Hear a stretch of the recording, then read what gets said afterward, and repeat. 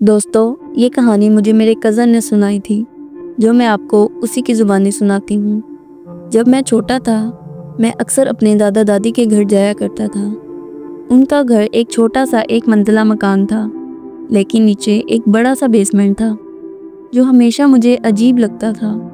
ख़ास तौर पर बेसमेंट के कोने में एक छोटा सा लकड़ी का स्टोर रूम, जिसके करीब जाते ही मुझे हमेशा एक खौफ सा महसूस होता था।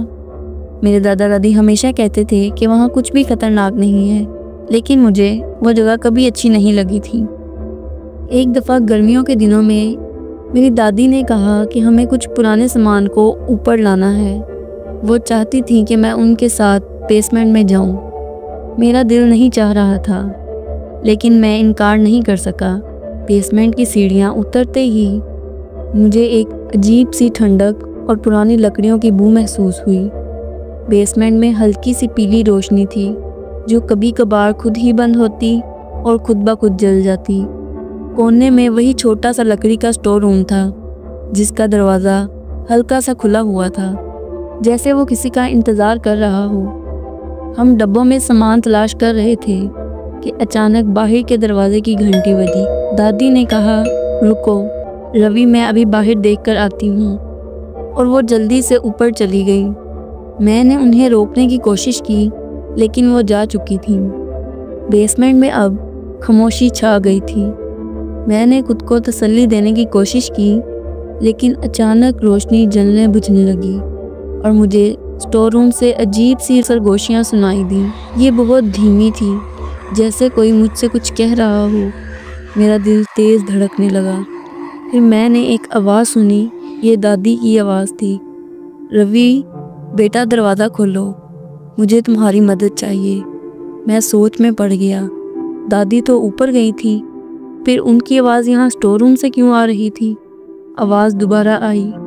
इस बार आवाज़ ज़्यादा नरम और प्यारी थी। तजस्सुस के मारे मैं आहिस्ता आहिस्ता स्टोर रूम के दरवाजे की तरफ बढ़ने लगा।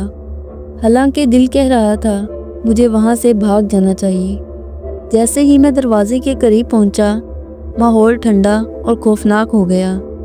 मैंने कांपते हाथों दरवाजे का हैंडल पकड़ा और उससे पहले कि मैं कुछ सोच पाता, बेसमेंट की रोशनी बिल्कुल बुझ गई और वहाँ मुकम्मल अंधेरा छा गया।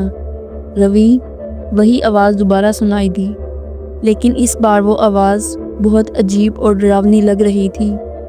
मैं वहाँ से भागना चाहता था, लेकिन मेरे पाँव जैसे खौफ से जम गए थे। मैंने डरते डरते जैसे ही दरवाज़ा खुला, अचानक रोशनी वापस आ गई और जो मैंने देखा उसने मुझे अंदर तक हिला कर रख दिया। स्टोर रूम के बीचों बीच एक छोटी सी जोकर की गुड़िया बैठी थी। उसका चेहरा अजीब तौर पर हंसता हुआ और खौफ से लथपथ था। मुझे अच्छी तरह याद है कि मेरी दादी जोकर से सख्त नफरत करती थी। वो कहती थी कि उनके घर में कभी कोई जोकर या उसका कोई सामान नहीं आ सकता, तो फिर ये गुड़िया यहाँ कैसे आई? अचानक मुझे हल्की सी हंसी सुनाई दी। ये हंसी छतों और दीवारों से आ रही थी, जैसे कोई मुझ पर हंस रहा हो। फिर वो गुड़िया आहिस्ता से मेरी तरफ घूमी। उसकी पेंट की हुई आंखें जैसे मुझसे बात कर रही थीं। मैंने खौफ से चीख मारी। उसके बाद मुझे कुछ याद नहीं। जब मुझे होश आया तो मैं अपनी दादी के कमरे में सोफे पर लेटा हुआ था। दादी मेरे पास बैठी थी और फिक्रमंद नज़र आ रही थी। रवि बेटा, क्या तुम ठीक हो? तुम मुझे बेसमेंट के फर्श पर बेहोश मिले थे। मैंने उन्हें सब कुछ बताने की कोशिश की, लेकिन मेरा गला खुश्क था और मेरे मुंह से अल्फाज जैसे गायब हो गए थे। मैं कुछ भी नहीं बोल पा रहा था। सालों बाद मुझे पता चला कि मेरे दादा दादी के घर की जगह कभी एक मेला लगा करता था, जहाँ एक मशहूर जोकर राजू हुआ करता था। लोग कहते हैं कि वो काला जादू किया करता था और इसी वजह से एक दिन वो अचानक और इसरार तौर पर गायब हो गया और फिर कभी नज़र नहीं आया। कुछ लोग कहते हैं कि उसकी रूह आज भी वहीं भटक रही है। मैं आज भी किसी बेसमेंट में जाने से बहुत डरता हूँ और जोकर की वो मुस्कुराती हुई गुड़िया हमेशा मेरे ख्वाबों में आती है। अगर आपको मेरी ये कहानी पसंद आई हो तो प्लीज़ वीडियो को लाइक और शेयर करें।